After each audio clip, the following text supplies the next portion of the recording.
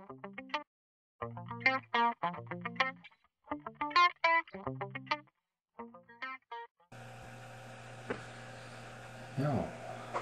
og næst að láta einabrunna á veggjanum ekki fara upp í gegnum og alveg upp í efstu brún, heldur að láta hana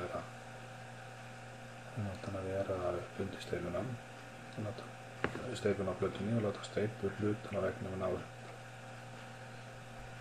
Sko, einfaldast það kannski að bara velja þessa gæði hérna, þessa hérna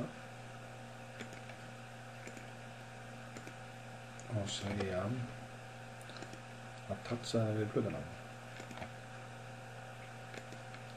Og þar með að því að þessi steypuplata nær út að steypunni í veggnum að þá það sem undir plötunni, þetta einangurinn og gipsið, það nær þú upp undir plötuna eða þakplötuna, en það sem fyrir utan að það heldur sinni hæð.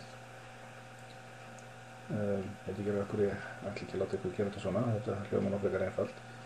En við minnum að ég hef lent í ykkur vandamálum seinna með þetta, og þess vegna hafi ég notað aðferðina sem við gerðum í fyrra verkefninu, þess að við dróðum kortestafnum niður fyrir plötu, að þá ætlum við að breyta þessari ekki gerð. Þetta terum við hérna og ferum út preview. Það er að læra þetta hérna líka. Og efri brúnin að ég segi eitthvað kraftur hérna og ég segi modify og ég segi þessi hérna á open og þessi hérna á open. Og þá fæ ég tvær pílur á endan hérna. Þessi hérna efst á brúnin og svo getur ég þá dreigja þetta upp að niður. Þessar tvær. Og ég fer hérna.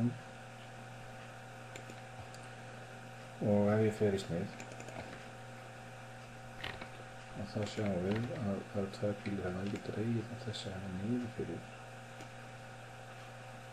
og ég get læst í við eða ég finn út að það 760 sem ég lækka og þá sjáum við ég er búinn að búa að gera fyrir þetta hérna og þá get ég valið þessa hérna og sagt ég ætla að mála upplýsingar um þetta objekt á öllum.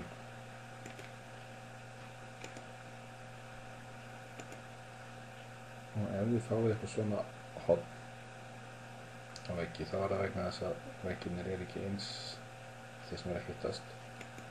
Þannig að ef þið hafið handdreigið þetta niður hérna og handdreigið þetta niður hérna og það ekki saman gildi, þá kemur þetta. Þess vegna er svo gott að fara í eitt snið, finna töluna sem kemur út og mála gildin á næsta. Núna þetta komið. Núna þetta bara komið.